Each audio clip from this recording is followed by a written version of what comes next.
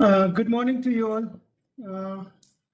This IGS Mumbai chapter wishes you and your family best of health in these unprecedented times.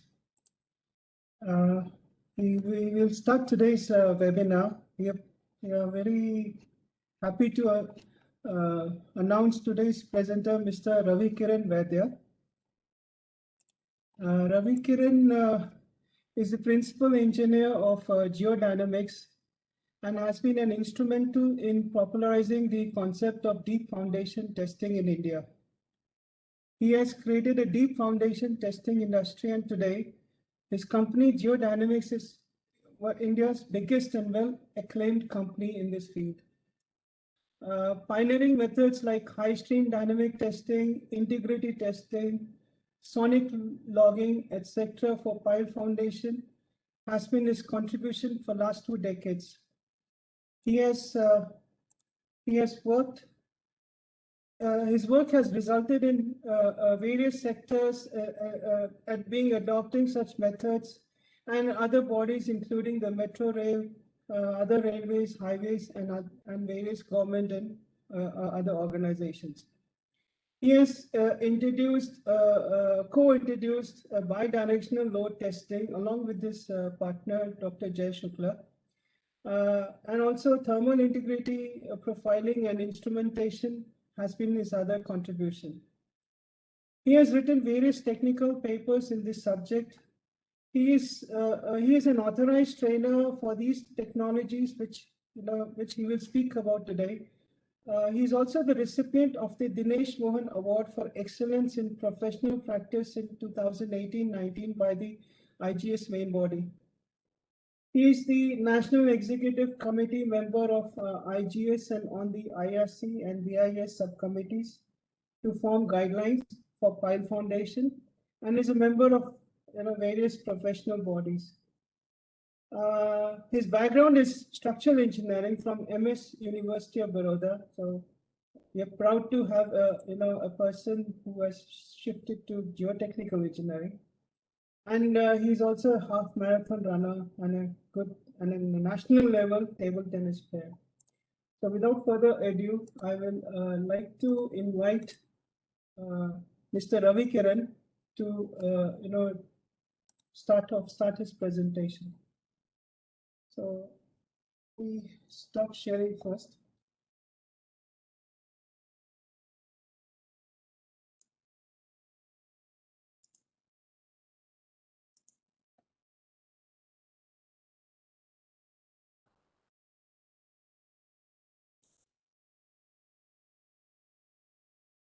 So there's just one thing, I think, if you can just keep your cameras closed, please. Thank you. And you can, just a second.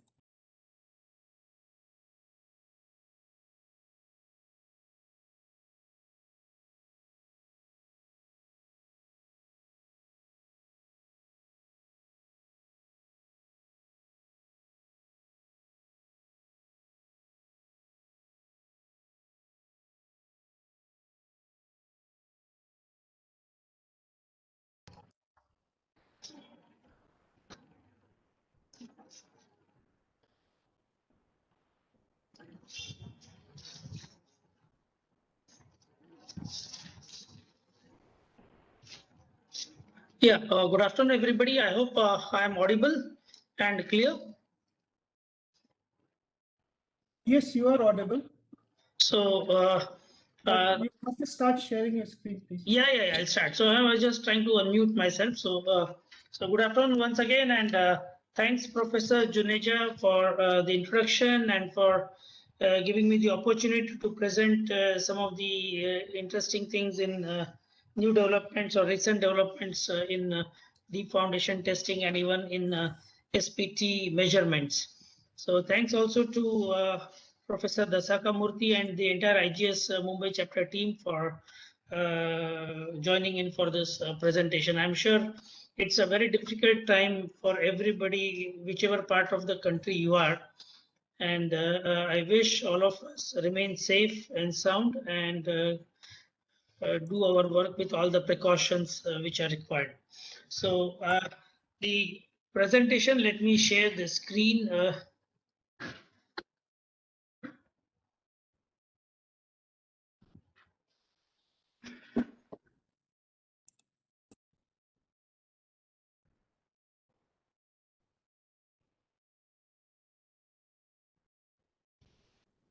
So I hope the screen is visible. Yes, it is visible. Okay, yeah. Thank you. So we will discuss a few things. We'll discuss on SPT energy measurements. We'll discuss on CAPWAP and bi-directional load testing. And if time permits, there are a couple of other things which are recent developments in low strain and in sonic logging. So let's see how it goes through. And I hope you have a good time through the session. Yeah. So when we talk of a standard penetration test, we all know that it is actually non-standard because of a lot of variables associated with the test. I mean, now if I go through the basics, we know that although it is really non-standard, it's the most widely used geotechnical test for estimating the soil strength. And it basically consists of a 63.5 kg hammer falling from 750 mm height, and the number of blows required to drive the last 300 mm is basically your N value.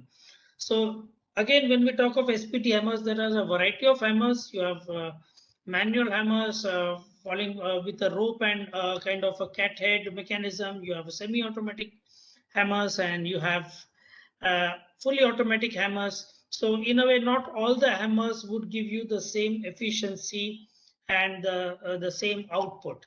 And that would really change your N value, because you're not sure what is the efficiency and how the final output is going to be. So if I make a list of non-standard variables, then as I said, the hammers, the operators, again the drilling rods, even with the drilling rods, you have NX size, you have BA, you have AW, you have BW, so quite a few things. And then the lifting mechanisms are cat head rope, cat head diameter, some of them are chain driven, the drilling methods, split tube sampler. So that means each or a combination of these things are going to affect your final output.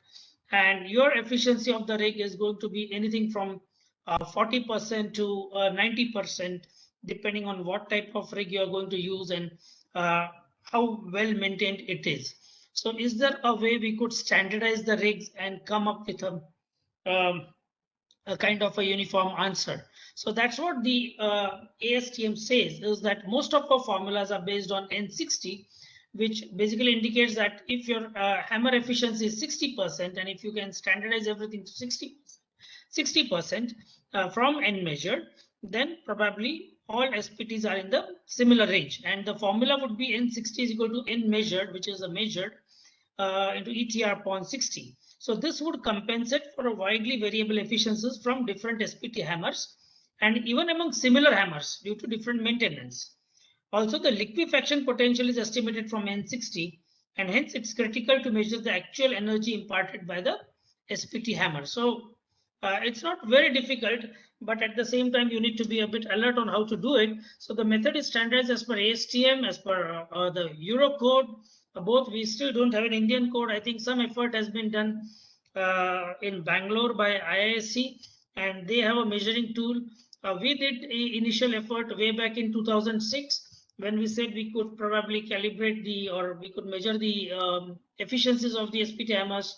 Nobody thought that this is something which is really a requirement, but now I think 2020 or 21, a lot of projects you will find, or some of the key projects you will find that they would want a standardized SPT value rather than having a variety of rigs and a variety of values. So again, when you do these tests, what the ASTM says and what we also feel is that it should be in a reasonably stiff soil, so which is where you want it to be around a length of 10 meter or more. So once you have driven your split fluent sampler to 10 meter and then you want to do the test, again, do it in moderate N values ranging from 10 to 50, and repeat it 3 times so that you have an average, a better average. And again, somebody who does this testing must have some proven experience in high strength dynamic testing, And that's because the technology is very similar, or it's actually almost the same, except that you have a SPT rod here now instead of a drop hammer and a pile. So this is our this is the standardized SPT rod. It's basically strain gauges and accelerometers glued onto the pile, and this rod is now connected to the pile driving analyzer, or there is an SPT analyzer as well. So you could use either of them. If you use the pile driving analyzer, you need to modify the equipment to make it compatible with the SPT analyzer rod. But you could use either, as I said. And then once you get, what you do is you connect this rod right just below the anvil. So every time you give a blow with the hammer, you would get your strain and accelerations. And from there, you can get force and displacement, and you could get your actual energy transferred through the rod and then through the SPT hammer. So that's what actually we are going to do. And therefore, when I say what is the potential energy, so the potential energy is obviously 63.5 kg or 0.623 kilonewton into 750 mm of height. So that's your theoretical energy, which is what you expect. So if your hammer is performing to 100% efficiency, then your kinetic energy is equal to your potential energy. And obviously, the actual transport energy is force into displacement, and this dx is obtained from velocity, which is equal to dx by dt, and therefore dx is equal to v into dt, and therefore the measured energy is an integral of force into velocity into the time. And so this is our one of the case studies, or one of the screenshots. So this is one of the semi-automatic rigs. You can see here we put our SPT rod here, instrumented rod, and then now every time you give a blow, you get a screenshot which shows your force and velocity measurements, and then you look at the data, you decide what is good data, what is bad data. It gets a bit complicated because once you get data, you're not very sure if there is a malfunction. I mean, is it because of the rig? Because there's a lot of issues with rigs, or is it because of sensors, or is it because, so that's where some expertise or experience comes in. So this is how we would do it. So for example, in this case, SPT was taken at 35 meters depth. And you can see here for the last two blows, it is like 31 and 39. And this was for the bullet train project. So for each blow, the efficiency was recorded by those people. And then for the number of blows, so for example, if you have 31 blows here, then you would take an average of those 31 blows. So, so you get your actual efficiency of the hammer. So let's look at this data here. So we got this data, kind of an ideal data. We have 4 peaks here, very nicely matching 2 curves, 2 F1 and F2, indicating that the rod and the assembly is exactly center. Similar is the case with acceleration. The signals are going to 0, so I'm happy with that. And our energy transfer is 78.5%. So that means now instead of 60%, which we want, our energy transfer is 78.5%. And now we need to normalize this from 78.5% to 60%. Now, why is that so important? So imagine if your efficiency is 78.5%, that means you're driving very hard. And it also means that when you normalize this to N60, your actual SPT will be higher than what is currently measured. So if you have 31, and then probably it ends up somewhere like around 14. So your design is now more optimistic. Now, imagine a case where your efficiency was only 50%. And what it means, if your SPT is somewhere around 40, and your actual SPT would now be only 30. So there's going to be a wide variation depending on what is your efficiency of the hammer. And that's why it is very important that we normalize all SPT values to N60 before we actually do designs. So this is something which is going to be the future as we keep on refining our rigs, we keep on modifying rigs, we move on from manual SPT hammers to automatic or semi-automatic SPT hammers. So here is a case, and you can see here this particular rig is pretty consistent. You're getting efficiencies in the range of 75 to 80%. And our values, our N value is 37. When we normalize it, it becomes 47. Similarly, when it's 39, it's 50. So that's the average transport energy, and that's the average efficiency, 77%.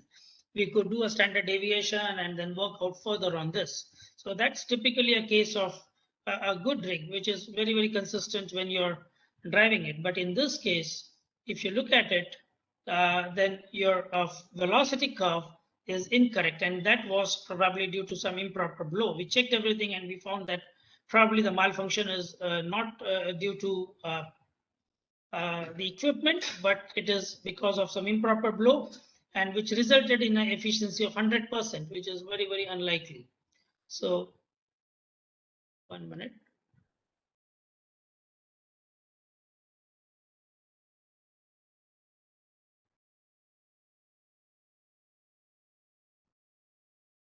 Yeah. So when we modified this, sorry. Yeah. So this was another case where we had a Chinese rig, and that was blowing very fast, 60 blows per minute, and it was very difficult to record data at those speeds, and the hammer was slipping. So when it was operating very fast, instead of giving a correct blow, it was actually slipping. And so we got very nominal data on the screen, but later on the agency corrected it by addition of a control valve and a pressure valve, resulting in a controlled blow count. And now the efficiency was 79%, which is quite reasonable. So again, when you're testing at too shallow depths, or sometimes what are the other problems when you're measuring efficiencies? Improper connections, because you're using, for example, a BW rod or an AW rod or an NX size rod or something different. So you need to have compatibility. So there are improper connections, loose joints. There are multiple joints. Sometimes even with the SPT hammer itself, it's not perfect. Loose sensors, and then improper data or poor understanding of the data. So we saw that also a few times, and we had to redo it with somebody else having done it in the past. Incorrect calibration factors, and then intentional data manipulation. So there's a variety of things that would go through when you do SPT energy analysis. And these are some of the potential errors.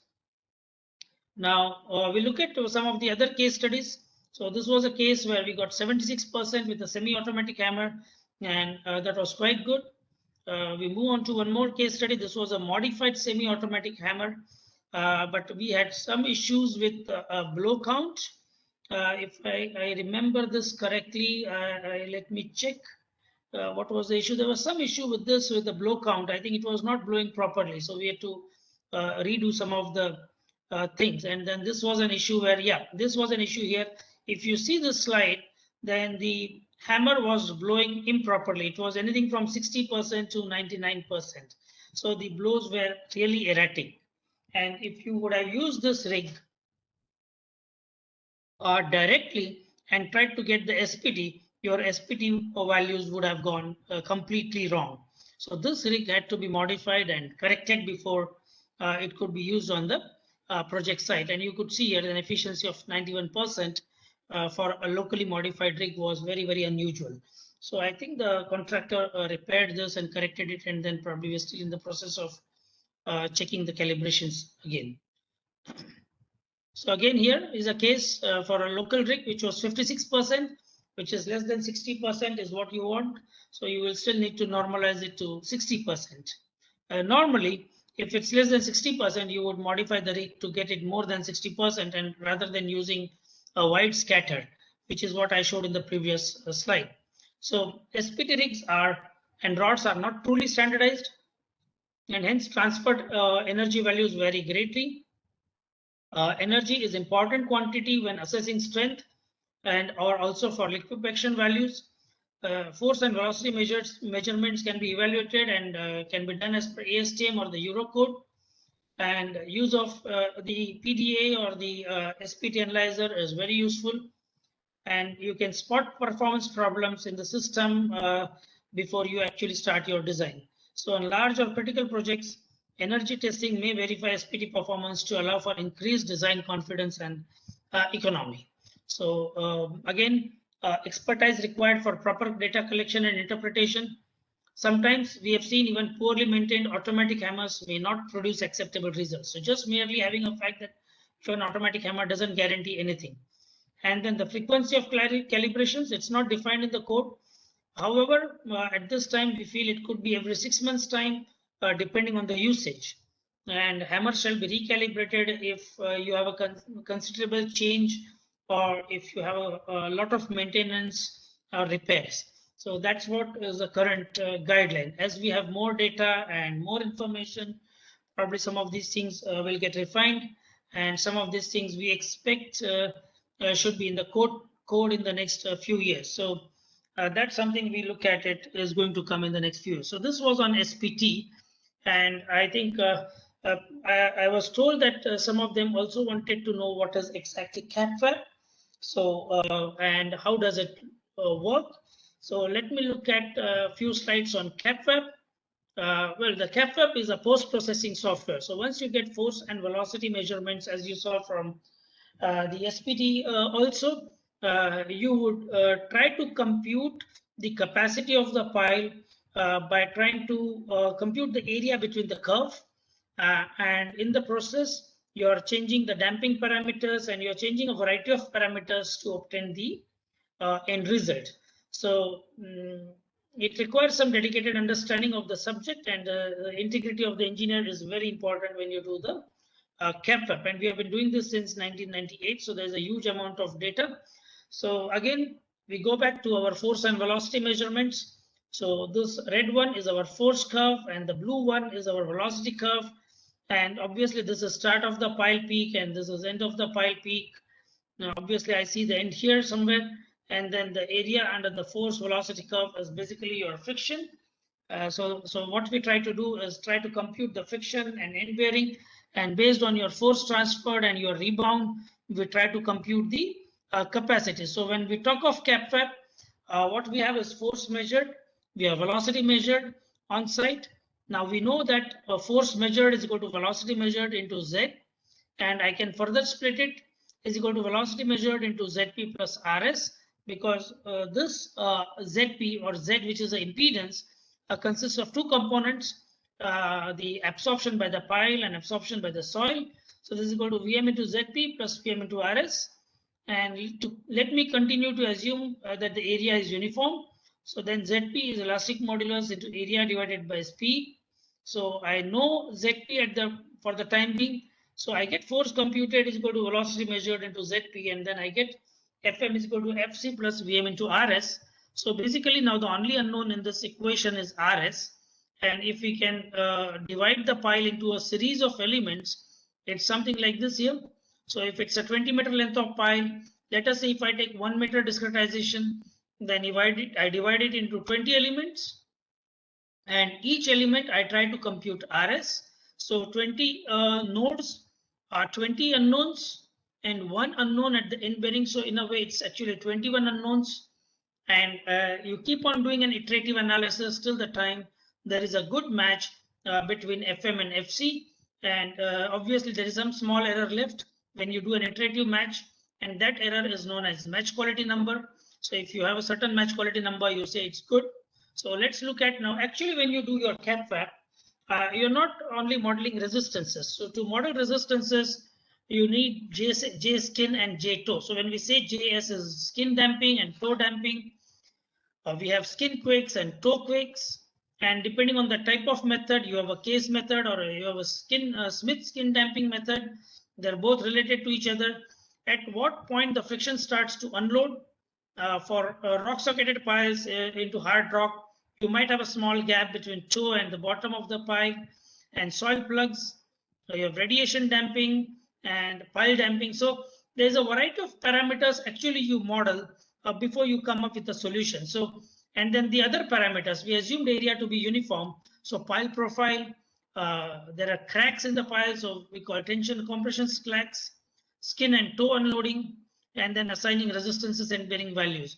So what we say is the analysis is complex and results in a non-unique solution. So when two experts do it, it's not going to be exactly the same, but if they are within 5%, and then there's a reasonable analysis.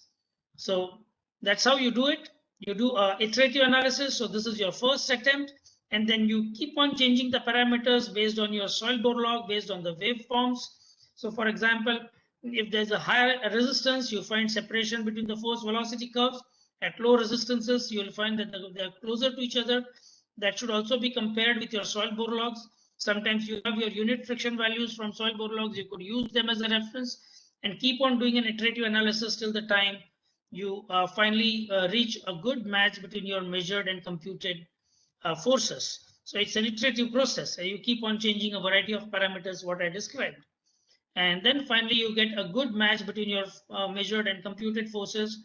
You can see here the match quality is 3.09, which is quite good for both piles. Now let's look at a case study here. So we have this case study here where the pile depth is 59 meters, a diameter of 1600 mm, a test load of 1050 tons. There's a permanent casing till 39 meters, a dredging depth of 18.5 meters, and starting of hard layers was from 47 meters.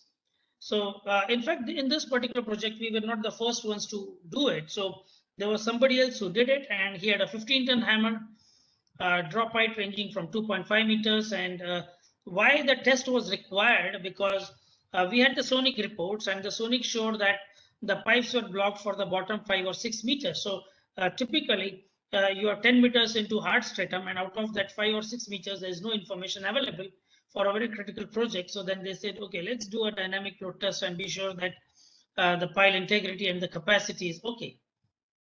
So when they did the dynamic load test, this was the raw data. This was the raw data, sorry, here. And the expert or the testing company modeled it as a very non-uniform pile. And you can see here that there's no resistance near the bottom. There is defect near the bottom. And the cross-section was greatly varying. And I had this impedance profile here. So he said that the integrity is actually from say 75% to even 40%. So that's really a defective pile along the entire cross section, not only from the bottom 5 to 6 meters. And that raised suspicion because the sonic showed a good pile throughout the depth except bottom 5 to 6 meters. So then this was referred to us. Fortunately, the raw data was okay. And when we got the raw data, we revised it. And now you can see that okay, he had a good match quality, but that was not the only objective here. So, so we revised it, and now this is your force curve or velocity curve. And you can see here, this is what is your friction, which is what we modeled, a uniform pile. And the conclusion was pile is acceptable against a modeled capacity of 1500 tons. It was actually 1800 tons. So there was sufficient margins because your requirement was only 1050 tons. And obviously the pile was acceptable. And then, I mean, this was a big case because it was for a defense project. And eventually there were consultants from abroad, from Gulf, from the United States. So we had to have a meeting because it was not one pile. There were almost 10 such piles. And we had to get everybody on the platform, explain them what is CAPWAP, how it works, and what are the modeling errors before they could agree to a change and they could agree to accept the piles. So that's what happens when you end up with the wrong CAPWAP. So CAPWAP is a complex model.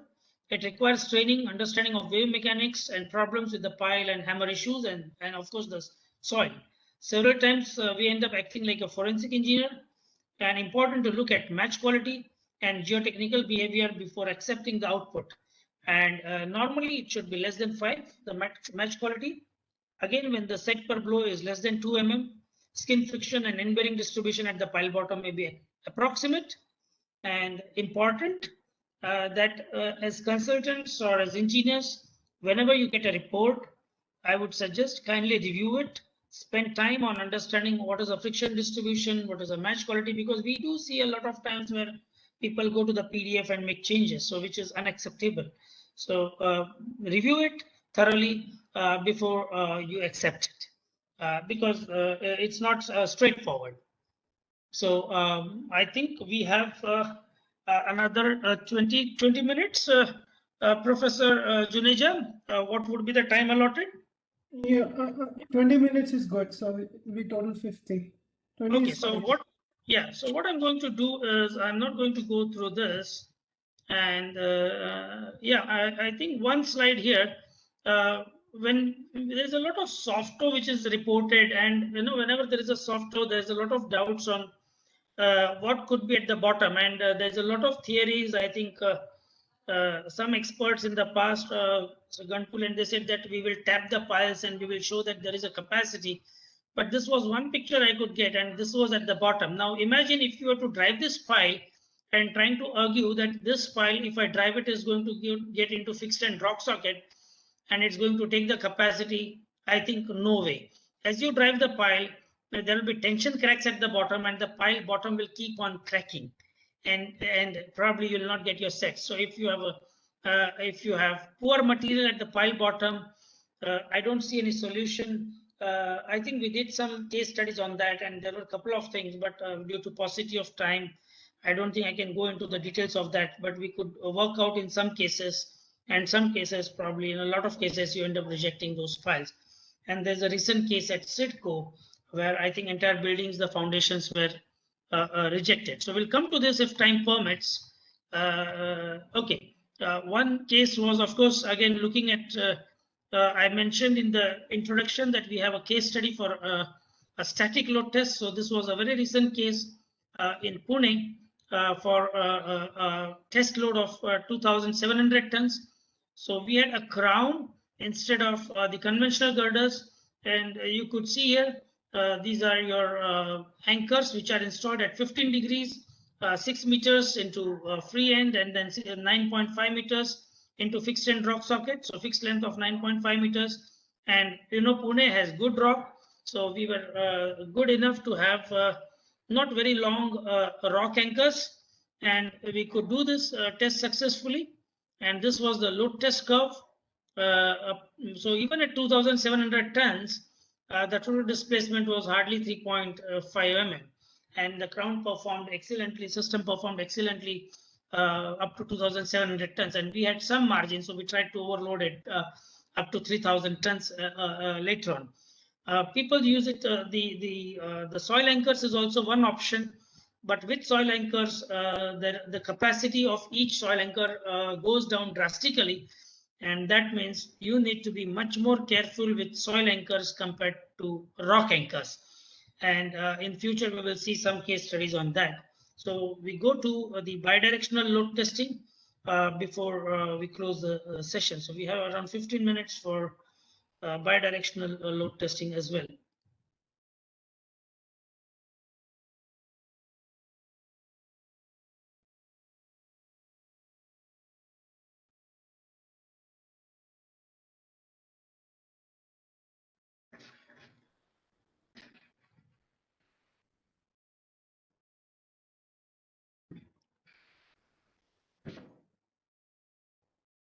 Okay, so this is something which we have worked upon recently, myself and Dr. Shukla and Sujan Kulkarni and some others in our office. And it's not new in the sense the bidirectional load testing has been in place for the last 30 years. And the original development obviously took place when Professor George Osterberg came up with putting jacks inside the pile rather than putting at the top what we do in a conventional static load test. And then they demonstrated that large capacity piles could be rather tested using jacks at the intermediate point inside the pile rather than at the top. And so of course our tributes to him. And then some development also took place in Brazil. So you find a very similar technology coming in from Brazil several years ago. And in the last few years, you will find that the technology has propagated as large diameter pile application has increased. So even few years ago, 1.5 meter diameter pile was considered to be a large diameter pile, but now that's very common. And we are looking at 2 meters, 2.5 meters, 3 meters, and even 3.5 meters. So we just in fact recently completed a 3 meter diameter pile bidirectional load testing, and we have some pictures of that in the presentation. So obviously, it is an acceptable tool, and from O-cell, what was actually known as O-cell, which was a patented thing, it has come to bidirectional static load testing, wherein the method conforms to ASTM D4633. There is an IC specification, and then we have an IRC 78. So there is some Indian guideline for this method. Now, if I look at the basic principle of the test, just allow me a glass of water, please.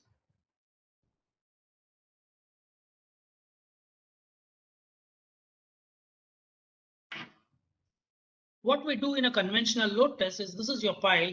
And let us say if you're testing it to 2000 tons, I'm going to put jacks of 2000 tons and there is a reaction system which is 25% more. So you would have a reaction system of say around 2500 tons.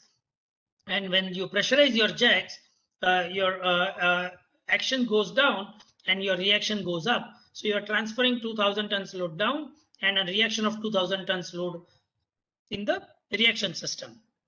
So that's the conventional test. So instead of that, if I use the pile and split it one against the other, then probably I don't need this reaction system. So what we do here is, if this is your total capacity of the pile from friction and end bearing, then based on geotechnical calculations, we would try to establish a point inside the pile where your upper friction is equal to your bottom friction plus end bearing, if you consider end bearing into your designs. So now we are trying to balance one segment of the pile against the other. And then we are trying to locate the jack position based on your geotechnical, based on the geotechnical data. And it also means that we need good geotechnical data before we could probably select a location of the jacks. And this is another option where you're trying to measure end bearing against friction, is I could put my jacks very much near to the bottom or right at the bottom, but then the test is limited by more friction, by less friction or less end bearing, in the sense that if your top friction is overcome first, your test is complete because now there is no reaction available. Similarly, if your bottom goes down first, again there is no reaction available, so the test is complete. So it is limited by friction or maximum friction or end bearing, and you may not be able to measure the total load of the pile in some cases. So this is what is the basic schematic. This is where your jack positions are. We would typically put strain gauges at levels of soil strata change or at key levels. And once you pressurize the jacks, this is your top load test curve and this is your bottom load test curve. So this is your downward movement and this is your upward movement. And this is how I would expect my load transfer to typically take place as you pressurize the jacks. And this is a schematic. So this is your pile and this is a reference beam for all the LVDTs, data logger connected to a laptop. So once basically you pressurize the jacks and put all the instrumentation inside the pile, then all of it is connected to a motorized pump.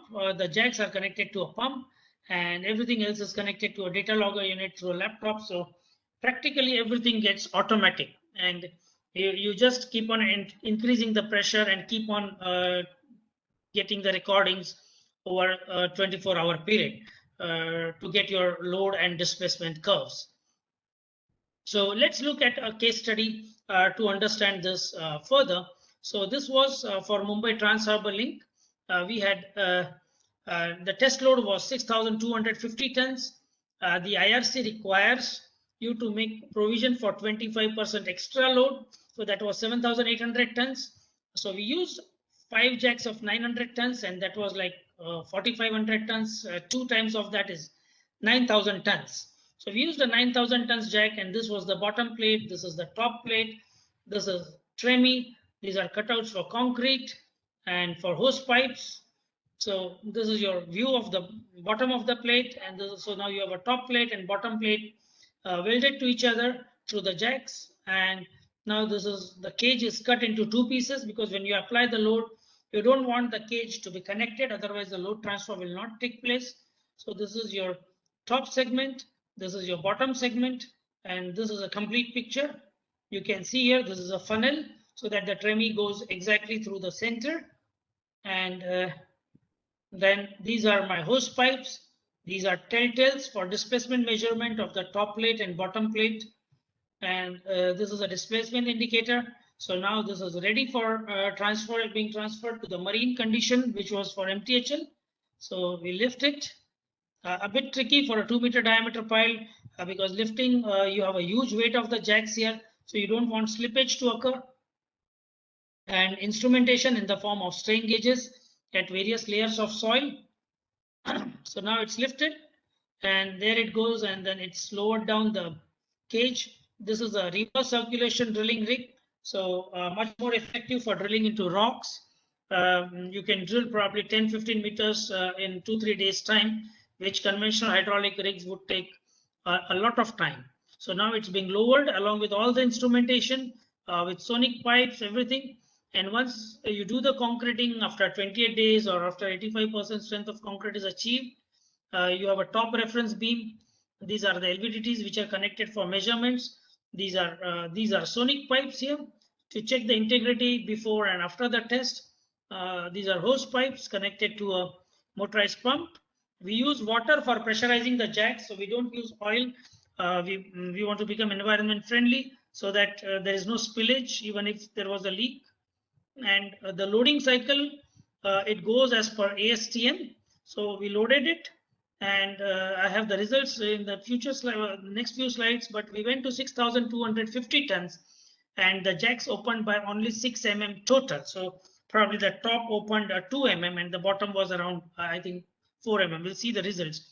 So because the ram stroke is 150 mm, and because the piles had not displaced, so we thought, let us continue to load it further, and we went up to 8,300 tons.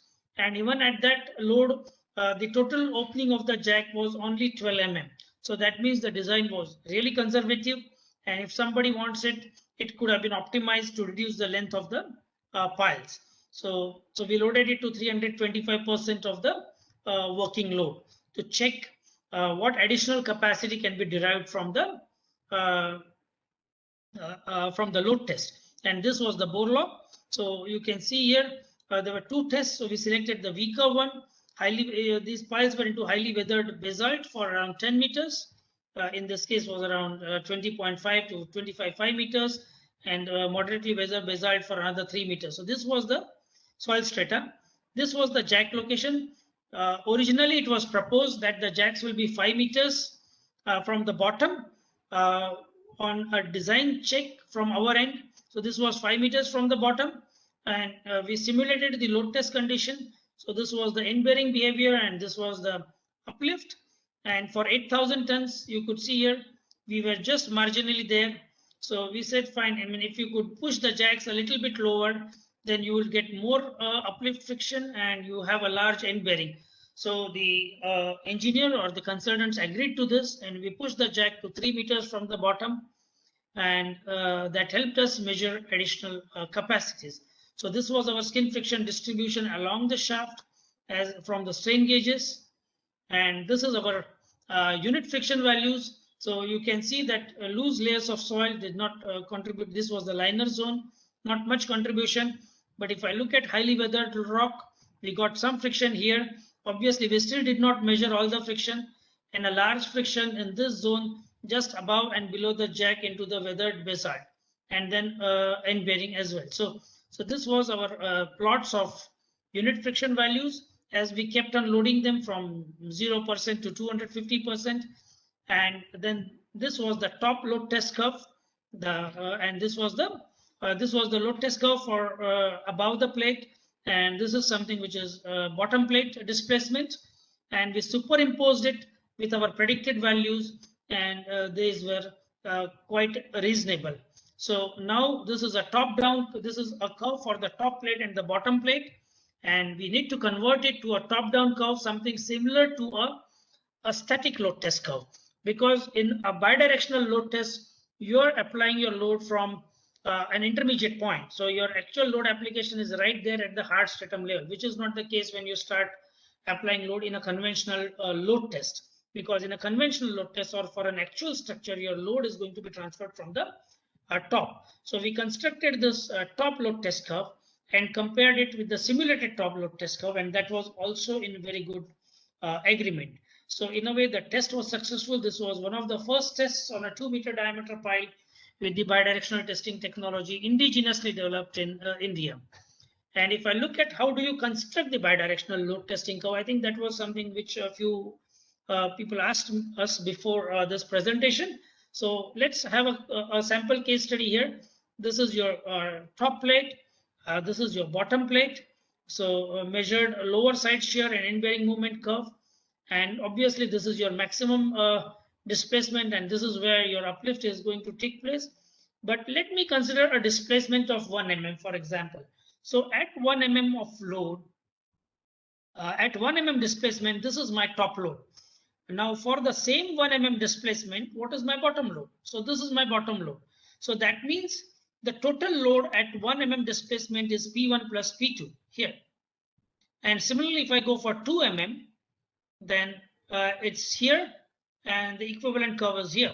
So then at 2 mm of displacement, now I get something here. So that's what now this is what I can keep on doing, and I can keep on constructing a curve.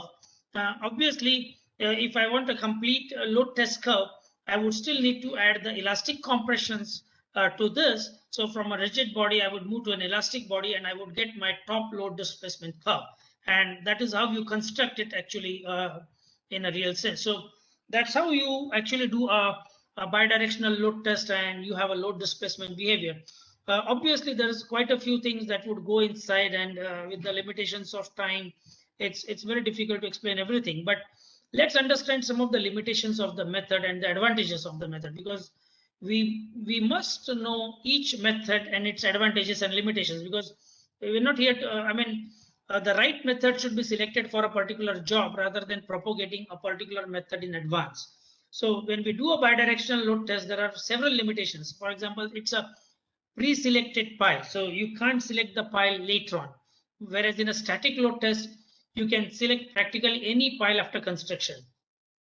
Then the maximum load would be limited by weaker of end bearing or friction. So if your friction is overcome, the test is complete.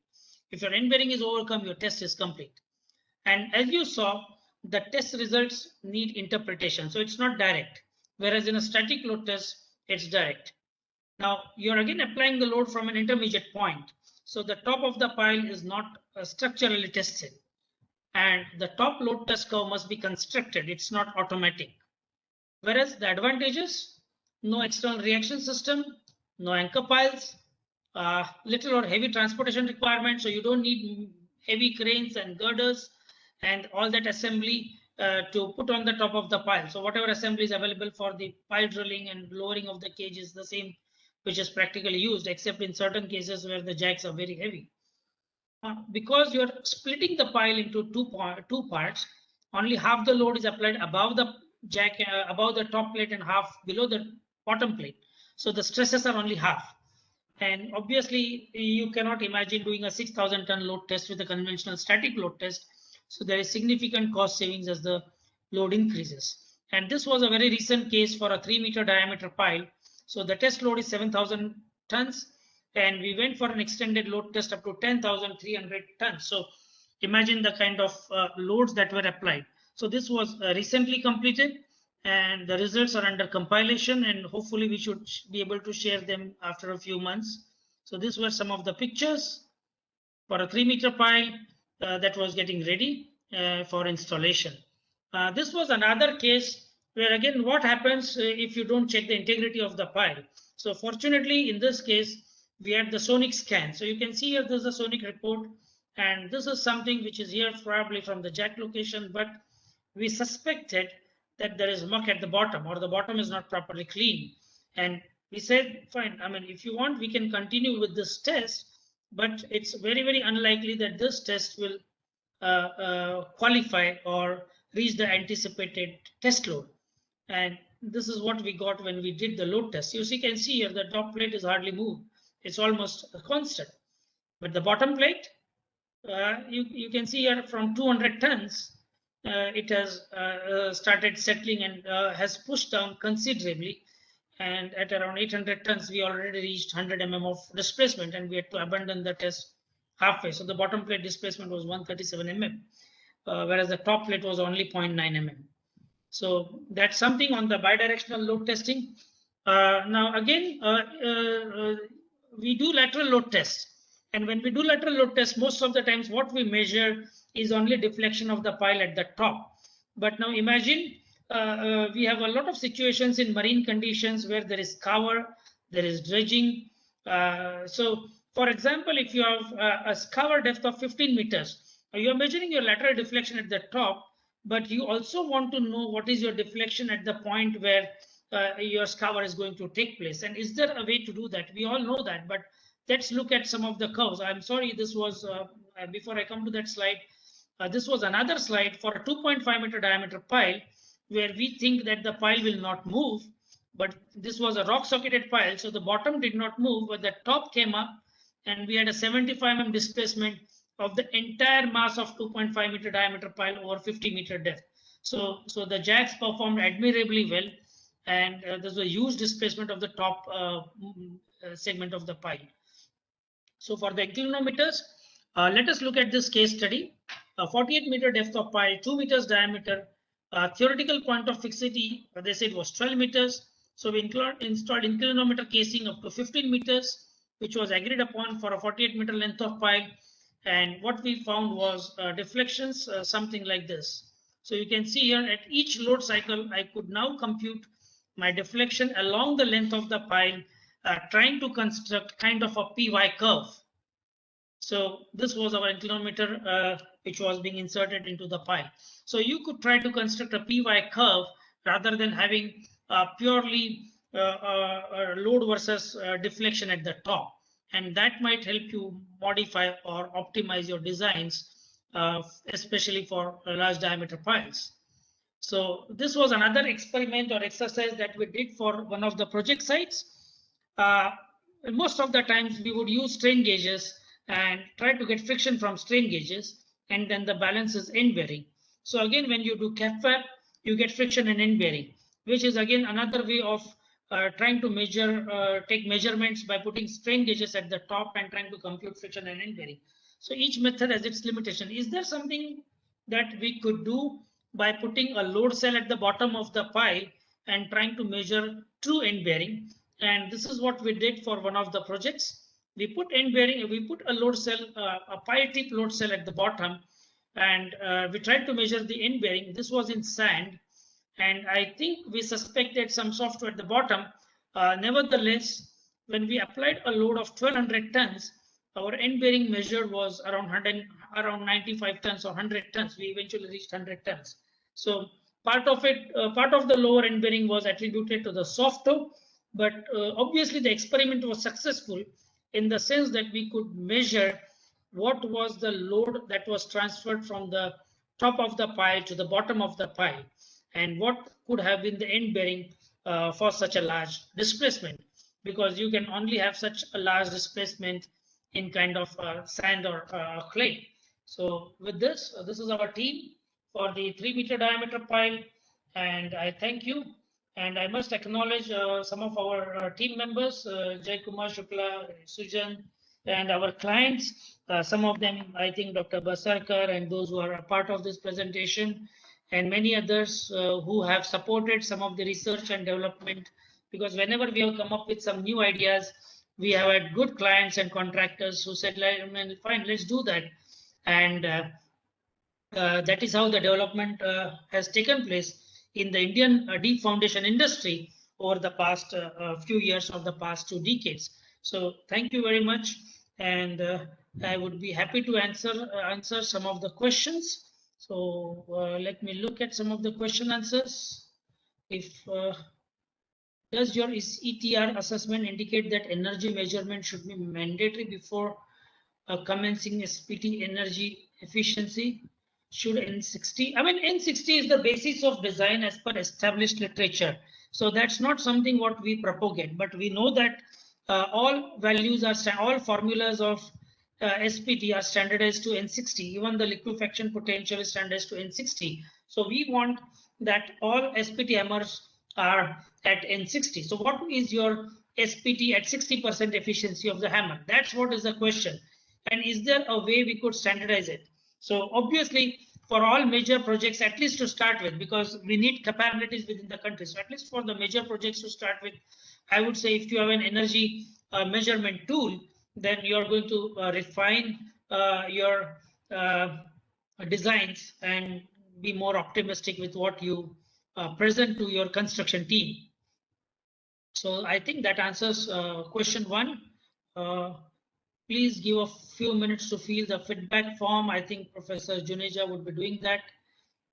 Thanks, Dr. Basaka. We'll take your question. So I think if you allow unmute to the participants, probably I would be happy to answer some of the questions. So thanks once again to the Mumbai chapter and to the participants. Yeah, thank you very much, Mr. Ravikiran. Actually, you have covered vast number of topics, and I think it's very rare to get in a very experienced engineer to speak and share the experience. So can I now request the participants to look at the Q&A? At the bottom right, you will see a Q&A window. You can post question over there. Meanwhile, I think Mr. Ravikiran has taken one or two questions. Ravikiran, do you see there are 3 more questions at the below? Let me check. Sure. If you if there's difficulty, I can read them out. And I think there is a question from Mr. Rupam Mahanta. In open-ended pipe piles, how do you find inner friction using CAPWAP? Yeah. The CAPWAP will give you the total friction. So the inner friction, it is not possible to actually get the inner friction and the outer friction. You could do that in a wave equation analysis while modeling it and trying to model some impedances. But what we try to do is actually try to change the impedance of the pile where you have a stiff strata, and then try to model the impedances for the inner friction. And then of course it's very difficult to split between inner and outer friction. The CAPWAP model still doesn't really allow you to do that, because it is more based on the force transferred and the displacement. So you really don't have a complete picture on the inner friction and the outer friction. Yeah, I'm sorry, I don't have a detailed answer, and neither does probably GRL have that. What is the maximum global efficiency measured in pile driving? Okay, so if you're using automatic hammers, I mean, you're using hydraulic hammers or diesel hammers in pile driving, the efficiency could be anything from 80% to even 95 or 100% if you're using an accelerated fall. So for most conventional hammers, it would be 80% with hydraulic or diesel hammers, 80-85%. But if you're using an accelerated fall, it could go to 100%, or maybe in a rare case slightly more than that, because now you're not allowing the hammer to have a free fall, but you're putting a kind of an artificial acceleration. But again, you want to measure that efficiency, because that's something that is a part of your design process. So nothing better than checking this, because we had some case studies, I think almost now 25 years ago, where a 10-ton hammer performed miserably compared to a 7-ton hammer. So measure those efficiencies. How is the mode of measurement for the pile? Is it pile length in a running meter? I could not understand this question. If you are looking at paying to the contractor for the pile lengths, so I think that would go to that is not a testing question. I hope somebody can elaborate that in more detail. Then I have another question. If we are willing to conduct bidirectional load test and lateral load test on the same pile, is there any way? Sorry, I'll have to zoom this.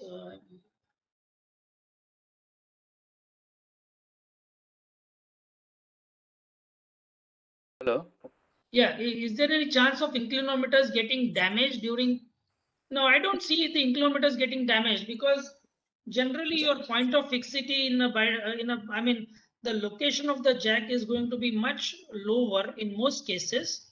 It's going to be somewhere near the bottom of the pile, whereas your inclinometer casing is going to be approximately around your point of fixity. So we don't see any damage to the inclinometer pipes during a bidirectional load test. In fact, the sonic pipes are also there, and probably we have done the sonic tests even after the bidirectional load test. So we don't anticipate any damage to the inclinometer pipes. The question could be, can I use the same pile for after the bidirectional load test for a lateral load test? It depends on how much displacement has happened during the bidirectional load test. So right now, Mr. Ravikiran, I have in fact unmuted Rajesh Chindarkar if he wants to clarify his question. Yeah. Because, Good afternoon. number of questions, 1 second. Mr. Ravikiran, one number of questions you see, I don't see on my screen. So I think some of them may have been sent to you. No, I'm seeing those. So he's agreed. I think Rajesh says that he is paying to the contractor. Now, paying to the contractor, I mean, if you're paying per meter of length, it depends on how your contract is. It could be lump sum contract, it could be item rate contract. So obviously, that's how it depends on how your contract is. And it has nothing to do with testing because we don't base our rates on the length of the pile. Yeah, but generally, what is the mode of measurement? It is is it the running meter, the length of the pile from the cutoff level? That is a basic question. Or is it above the pile? No, I think that is what I'm saying, that it depends on your contract. If you say you are going to pay the contractor right only from the cutoff level to the bottom of the pile, and that is something what you have defined in the contract, then he gets paid accordingly. Obviously, he's going to load onto you in his rate, whatever is the overflow above the cutoff level. So whatever may be the rate, eventually he is going to include that in his cost. The other way is obviously you could include that from ground level to the bottom of the pile. But if you have a large contract where there are 1,000 piles, it could be a lump sum contract. I mean, it's a design and construct. So somebody says that fine, I'm going to do it for 100 crores. Then whatever he does, it is his design and it is his job, whether he wants to overflow 2 meters or 1 meter, or he just wants to push up the concrete at cutoff level, as long as the integrity and the capacity is okay. So it depends on what your contract is and what you're looking at. But whatever it is, as a client, you're still going to end up paying for the entire concrete which is consumed. Either it is inbuilt in the rate or you're going to pay separately. So, yeah, but the contract says there is empty boring and there is a fixed length of the pile. So empty boring is not to be paid, right? Maybe 3 meters or 6 meters, whatever it is inbuilt in it. So my question is the pile length or the shaft length where the concrete shaft length where the concrete is done. So we pay only the pile length, no? I don't know. I don't know your contract. I mean, I would say kindly address this to one of the expert contractors who might be so Mr. Sunil, a part of this meeting, because I think that's something which I would not know, because I really don't know what your contract says or what you agreed in the first place. So, I skipped this question. I'm sorry, but I have to skip this question because it's not related to this presentation or. Okay, sir. Mr. Ravikiran, there are a lot more questions. I think you have a line of questions. You can take up the next question. I'll take up the next question, and then if time permits, we can open that discussion Mr. later. Rajesh, I think you can send an email and discuss. So we have a question from Gaurav Parab, whether the O-cell is applicable to working piles or initial test piles. It could be for both. It depends, because when you're using it for working piles, you're cutting your rebars. So that means somebody has to agree that the pile is always in compression, and my rebars, even though they are cut, because the pile is in compression and the concrete is intact, I can grout those areas between the jacks and the concrete, and I can use it for working piles. There are a lot of cases where it has been used for working piles, but it is not something which is direct. You could use it for all the piles.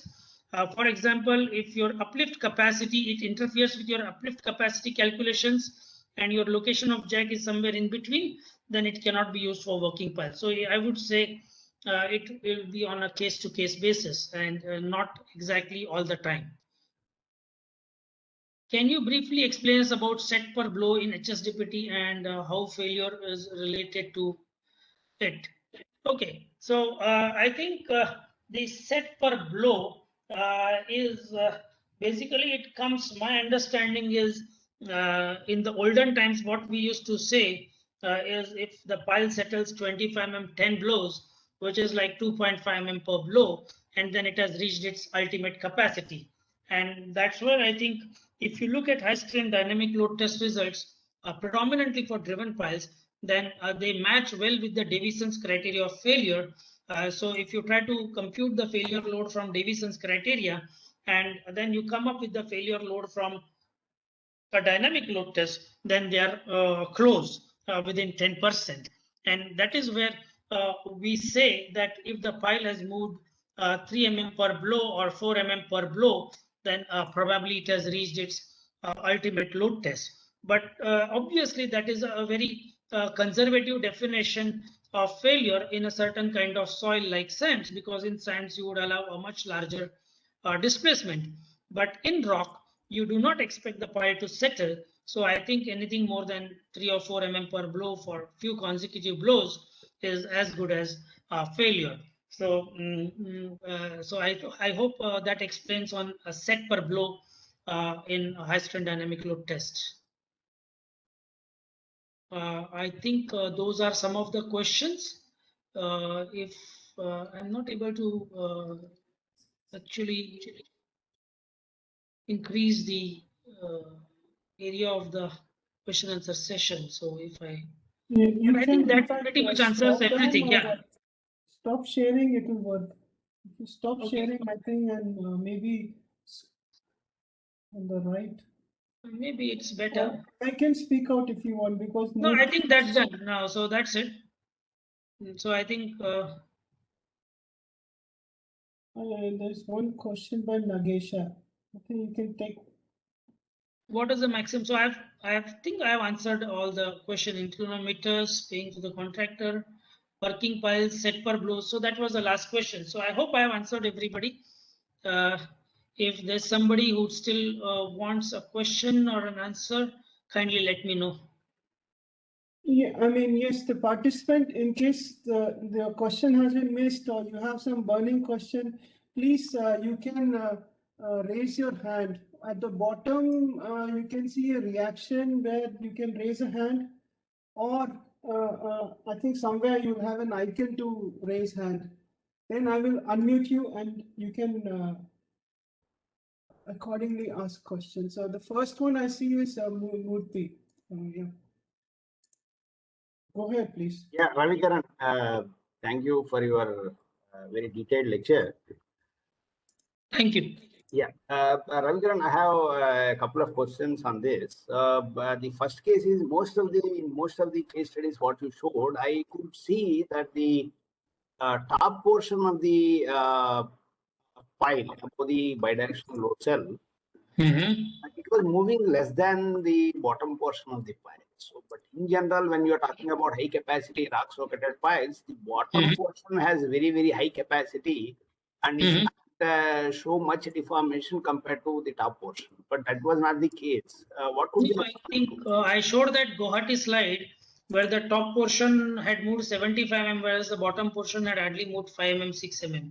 So, yeah, but the previous cases, 2 cases you showed in, I think, Mumbai Trans Harbour somewhere. So where Trans Harbour, there was, yeah, okay. So Mumbai Trans Harbour, I think there was hardly any displacement because the total opening of the jack itself is 8 mm. Okay, so 8 mm is like you have 3 mm bottom and 3 or 4 mm bottom and 2 or 3 mm top.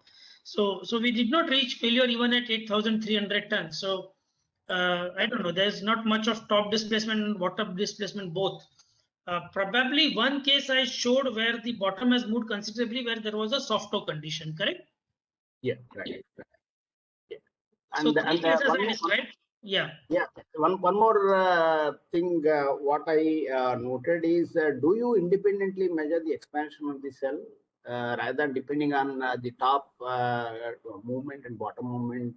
We do that. Yes, we do that both ways. So we had a recent case study for one of the projects, and we were very close. So we put a displacement indicator between the jacks, between the 2 plates. So, and we measured it from top and bottom displacement. So that was also done for MTHL, and that has been done for a few projects recently. So we do that. Yeah. Yeah. So my last question is again related to bidirectional load testing. I think your question was related because you are worried that although you get top and bottom displacement, you are not sure if your jacks have really opened. And I think right, yes. You are right. So, but can you tell me regarding this question? Can you tell me how good is the comparison between the jack expansion and some of top and bottom movements? Well, we were, I think, pretty close. We have that data. I don't have it on my slide here, okay. But let me see if I can dig out. Just a minute. It was within 1 mm. Okay. I have that slide. Let me see if I have that slide. Yeah, it was 7.5 mm and it was 6.5 mm or something. So it was within 1 mm. We did for one of the missing link projects, and I think the results were quite close to each other. Yeah. So again on bidirectional load testing, if you don't mind answering, so 2 more questions from my side. Mm-hmm. One is how do you measure the pressure or the load you are applying to the bidirectional load set? Is there any specific technique or special technique? Or pressure transducers, right? Your pressure transducers. Where they'll be placed? They're at the top. They're at the top because when you pressurize the jack, you have 2 pressure transducers. One which goes because you have 2 lines, an input line and an output line. So what goes inside you measure, and what comes outside you measure. So as long as you're saying on the ground surface, you're saying. Yes, at the ground surface. Yeah, pressure gauge, something like a pressure gauge. What we do for something like a pressure gauge, but yeah, pressure gauge is less sensitive, so we use transducers. Okay. Yeah, and my last question is in the initial slides you mentioned that once any of the parts, either top portion or bottom portion, reaches its maximum, the test cannot be further conducted. Testing. But then, so in the some of the results you showed that with the permission from the client, you extended the test by doing something, even though one portion reached maximum. No. Wherever we extended the load test, for example, MTHL or a couple of other projects, the top and bottom, both like MTHL, we reached 6,250 tons. And at 6,250 tons, our jack opening is only 8 mm. With this 8 mm, if I split it into 2 parts, for ease, let us say top is moved 4 mm, bottom is moved 4 mm. So at 4 mm, you still have, one of the slides I could clearly see that the top portion, so the curves are completely basically reached the maximum pressure where the settlement. I can share that was Guwahati, so then we stopped the test. Then we did not extrapolate for that test. No, but the bottom portion was continued for higher loads. Basically, what I understand let me share that slide. I think let me share that slide.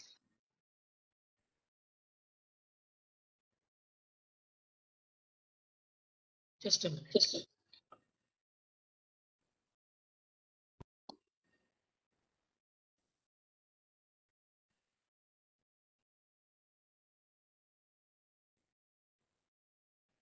I'm getting that.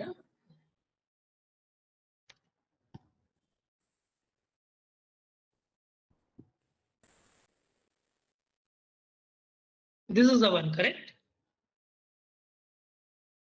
So this was the slide. Now, if you see here, we are still at the same point. So this is where it is up to this point, the friction is there, and then the friction is overcome.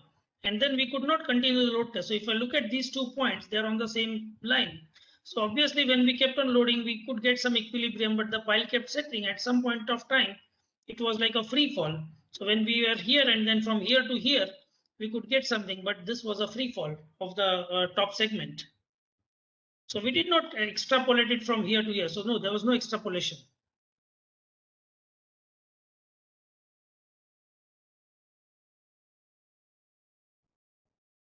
But the bottom did not move and the top gave away.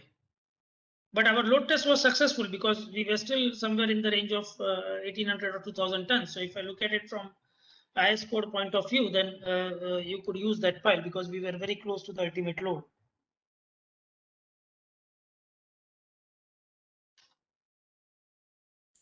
Okay, thank you, Mr. Vaidya. Yeah. I don't see any more hands raised in the by any participant. Great. I suppose that was the last question. I just request the participant to, if you look at Q&A somewhere, I had requested for, to give your feedback on the some feedback form. I'm not able to copy paste again and send any Q&A right now. I do not know what has happened to my system, but if you scroll, it was one of the top 1 or 2 questions.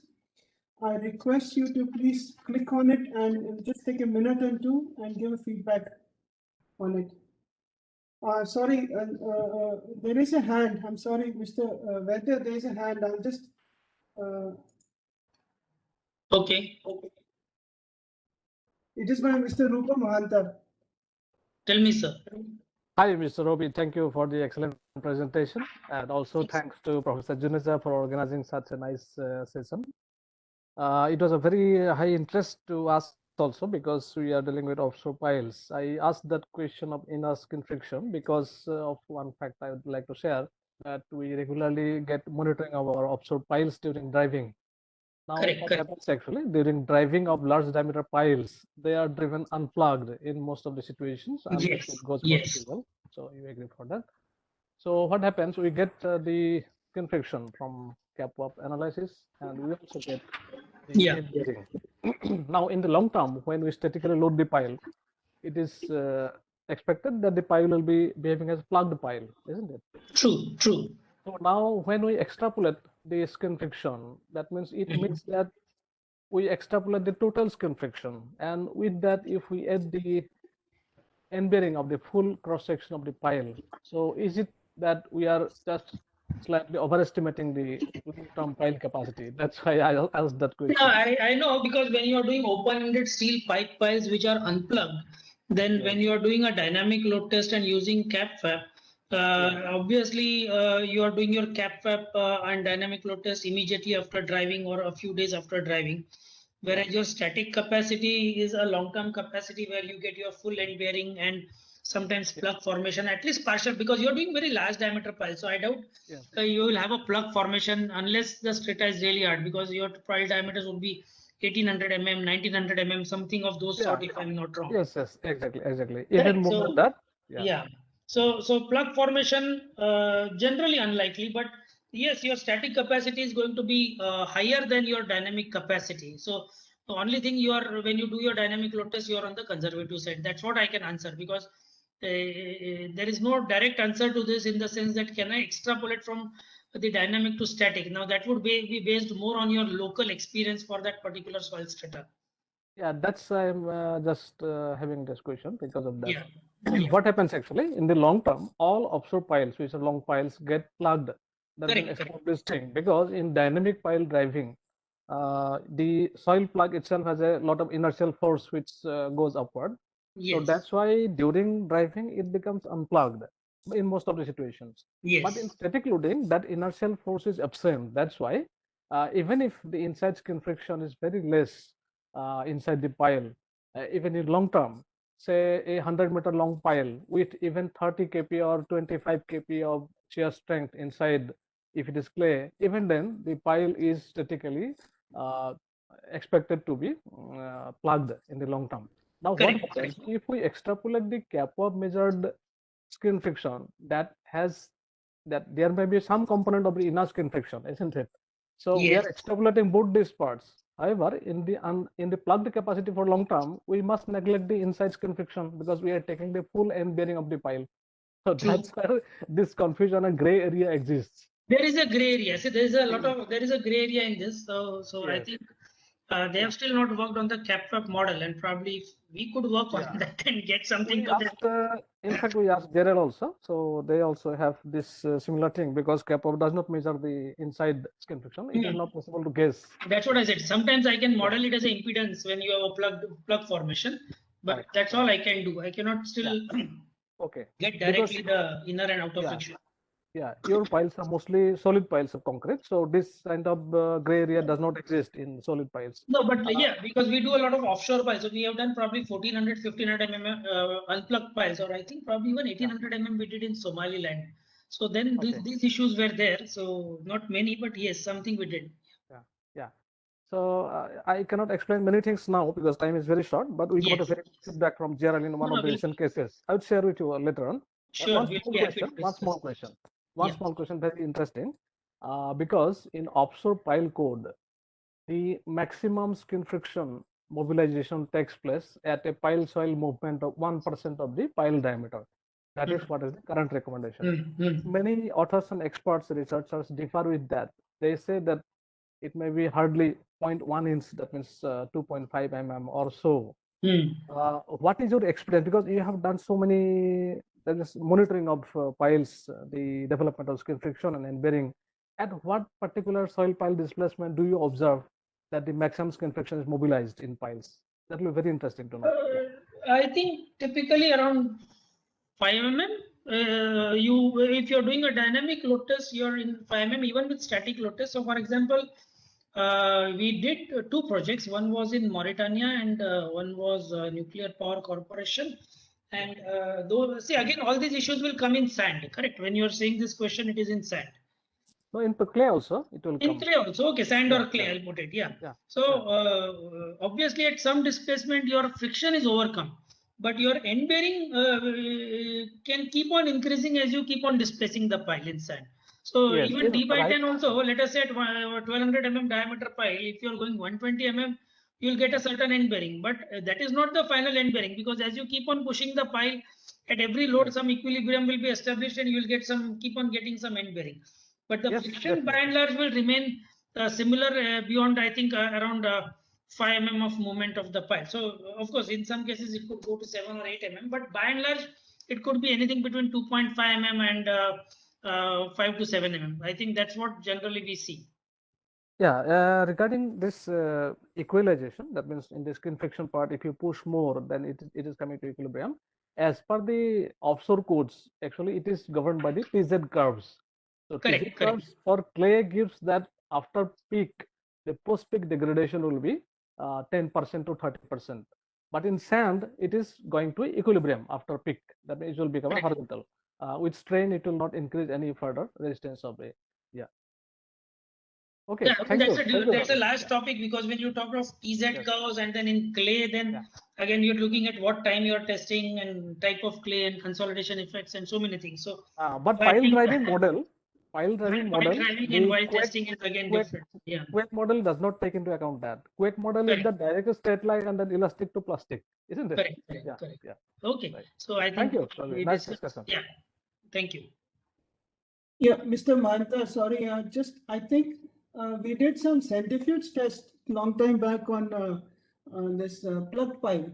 Okay. And I remember that, the length of the plug was very much dependent upon the consistency of the soil, and it never really penetrated fully. In fact, our job at that time was to prevent the plug from entering. From our offshore experience, we often measure the plug length inside the pile. So we get around 80% to 90%, even 100% also sometimes inside big diameter piles. Okay, but I think we can discuss that sometime later. It's getting delayed. Okay, do not see any more hands. So, Mr. Vaidya, I think thank you very much for your wonderful talk. Okay. Thank you, sir. There are a lot of people who have appreciated your presentation, and I have, in fact, about the response also have collected, and later I will discuss with you. Sure. But sure. And thanks to Mumbai chapter and Professor Sakamurthy organizing this in difficult times.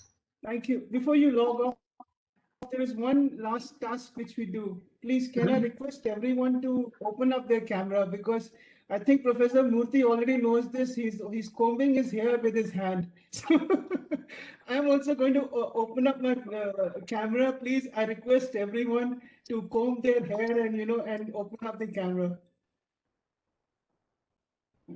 Okay, so I think quite a lot of known faces. We have Jigisha and we have Khattaukar, Gaurav Parab. We'll take a screenshot, please. So everyone, please, can I request everyone to switch on the camera? I think you all can also take screenshots from your machine. So we're still waiting for a few more to switch on.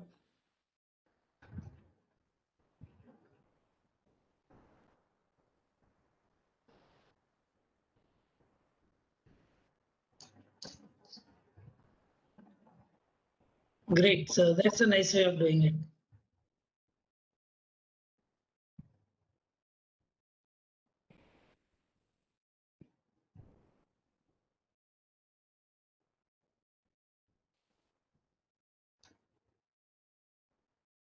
Okay. Thank you. Okay. Thank you. Take care and have a safe life. Thank you. Bye. Thank you. Bye-bye. Have a safe time. Bye-bye.